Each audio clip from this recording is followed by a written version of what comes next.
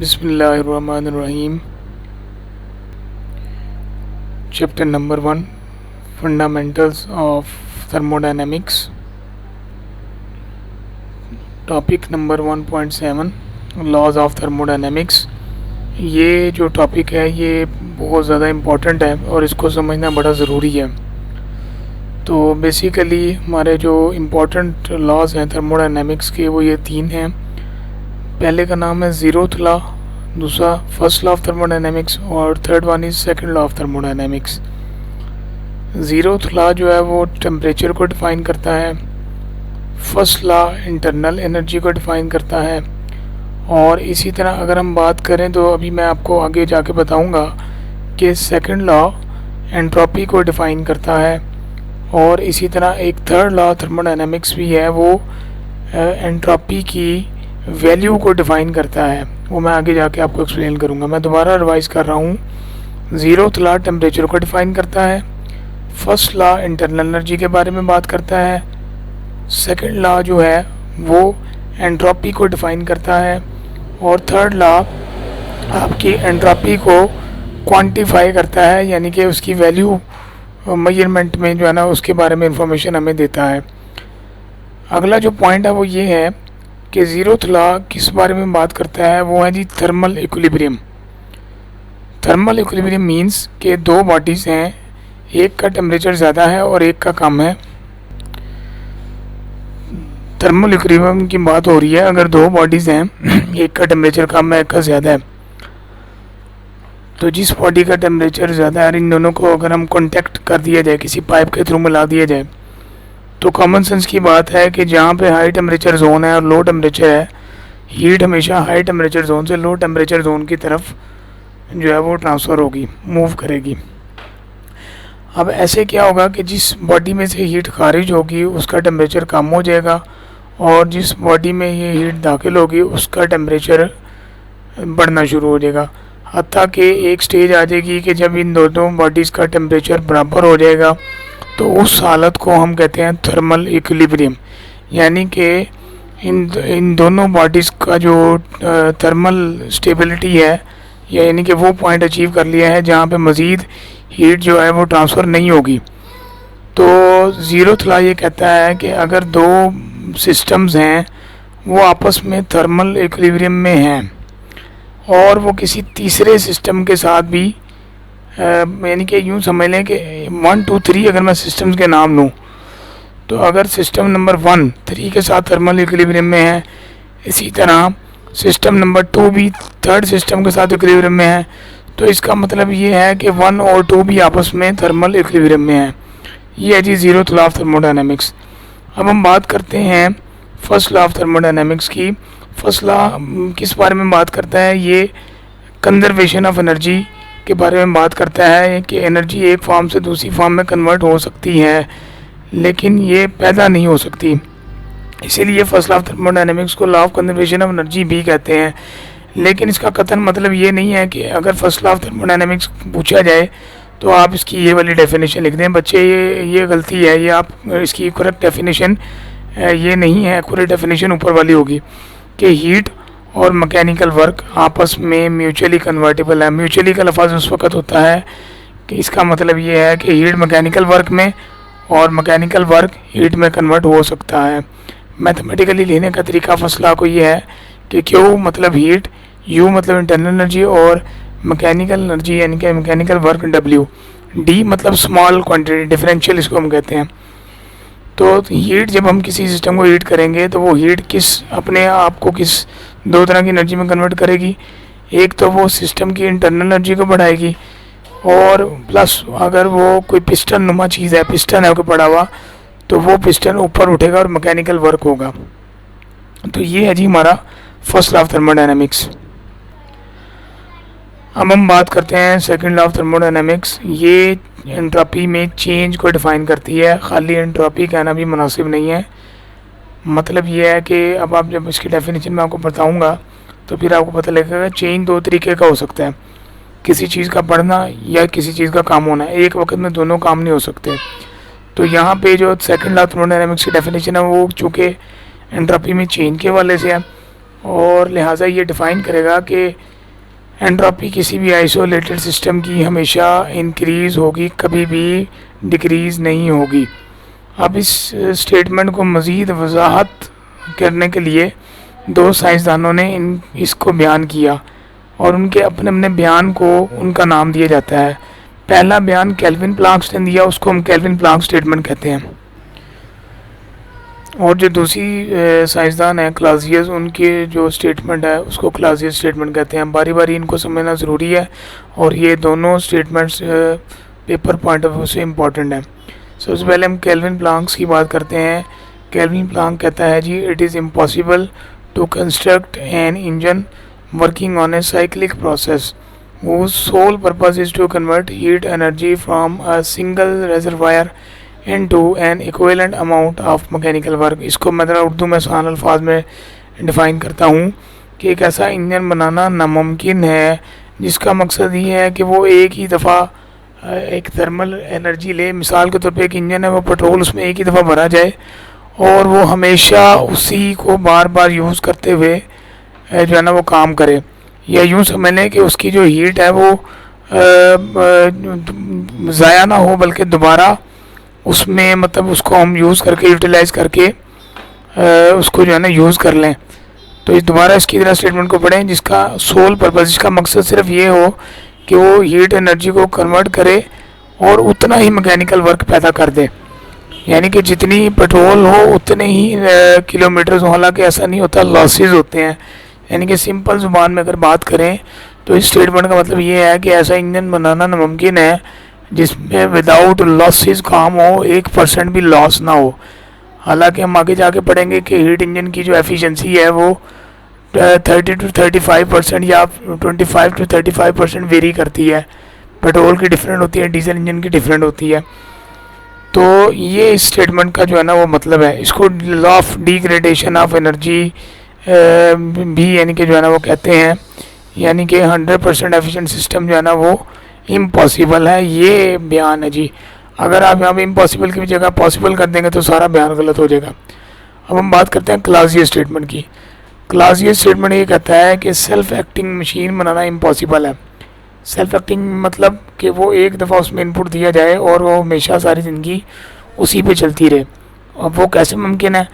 वो ऐसे यानी कि ख्याली तौर पर मुमकिन है कि वो हीट को ट्रांसफ़र करे from a body at a low temperature to a body at high temperature without external energy. ये बड़ी अजीब सी बात है।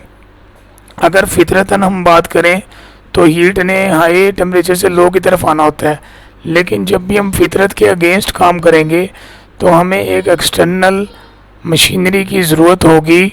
लेकिन ये जो क्लासियस स्टेटमेंट है वो भी यही बात कर रहा है कि ऐसा मुमकिन नहीं है कि हम एक ऐसी मशीन बना दें जो कि सेल्फ एक्टिंग हो और वो हीट को ट्रांसफ़र करे उस बॉडी से जिसका टेम्परेचर लो है और दूसरी तरफ जो टेम्परेचर इस पर हाई है, लेकिन और वो कोई एक्सटर्नल एनर्जी भी जो है ना यूज़ ना करे। ऐसा नामुमकिन है।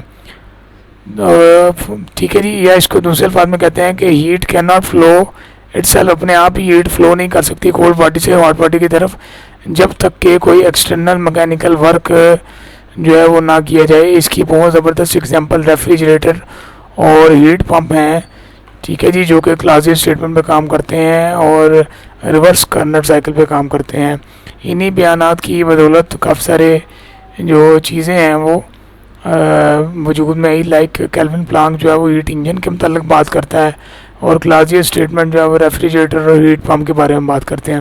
अब हम थोड़ा सा थर्ड लॉ ऑफ थर्मोडायनेमिक्स के बारे में पढ़ते हैं। एंट्रोपी की बात तो हो गई, चेंज, लेकिन क्या इसको वैल्यू कोई दी जा सकती है? तो इसके लिए ये स्टेटमेंट आप पहले ज़रा देख लें, जो कि आसान है कि अगर एब्सोल्यूट ज़ीरो यानी कि ज़ीरो केल्विन टेम्परेचर हो किसी सिस्टम का, तो उस सिस्टम की उस वक़्त की जो एंट्रोपी है वो ज़ीरो है। यानी कि इसमें हमें एक बेस पॉइंट, रेफरेंस पॉइंट मिल गया जो कि हमें थर्ड लॉ ऑफ थर्मोडायनेमिक्स हमें बताता है। तो इतना जानना फ़िलहाल के लिए थर्ड लॉ के लिए काफ़ी है आपके लिए। अब हम आगे बारी बारी पिक्चर्स की वजह से हम देखते हैं कि जो हमने पीछे बयान पढ़े हैं केल्विन प्लैंक स्टेटमेंट है।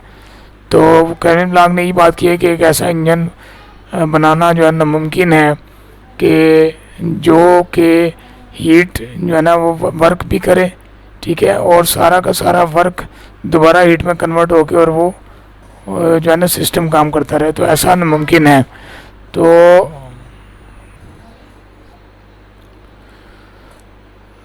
इसी तरह अगर हम क्लासिक स्टेटमेंट की बात करें तो एक ऐसा हीट पंप जो हीट को पंप करे लो टेम्परेचर जोन से हाई टेम्परेचर जोन पे, तो उसमें जो है ना वर्क डन ज़ीरो हो, ऐसा होना जो है ना नामुमकिन है। अब ये है जी वायलेशन मीन के उसकी खिलाफ वर्जी हो रही है जो कैल्विन प्लांक ने कहा था।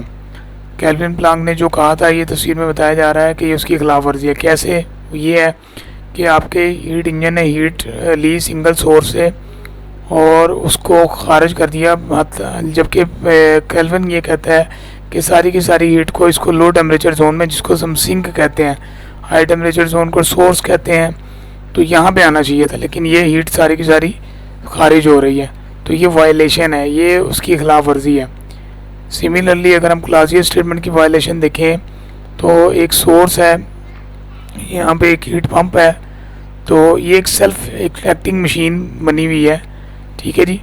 तो यहाँ से जो हीट है वो लो टेम्परेचर जोन से हाई पे जा रही है हीट पंप की बदौलत, जबकि हीट इंजन यही हीट को यूज़ करते हुए यहाँ पे इसको लेके आ रहा है। तो जबकि अब वायलेशन कहाँ पे हो रही है? इस पॉइंट पे कि सारी की सारी हीट यहाँ पे आ रही है, जबकि इसको कहाँ पे जाना चाहिए? इसको यहाँ आइडियली तो यहाँ पे आ रही है, ठीक है, लेकिन ये जा यहाँ पे रही है।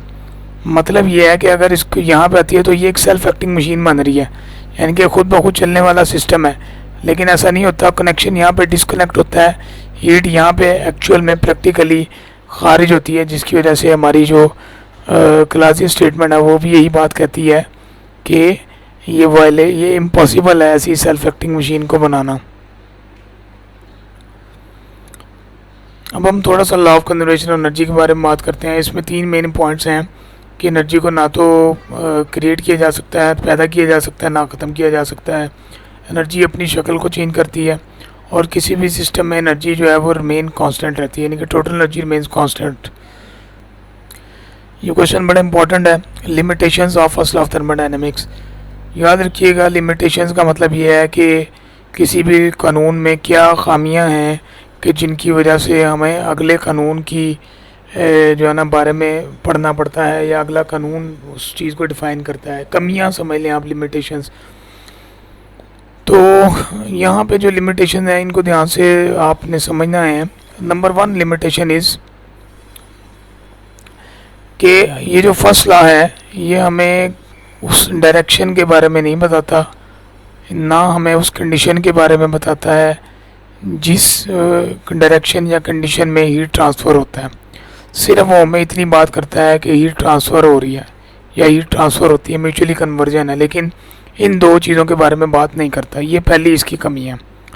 नंबर 2, ये हमें उस पॉसिबिलिटी के बारे में नहीं बताता कि कितने % हीट मैकेनिकल वर्क में कन्वर्ट होगी या कितने % वर्क हीट में कन्वर्ट होगा। इस बारे में हमें कोई ये वाज़ेह तौर पे जवाब नहीं देता।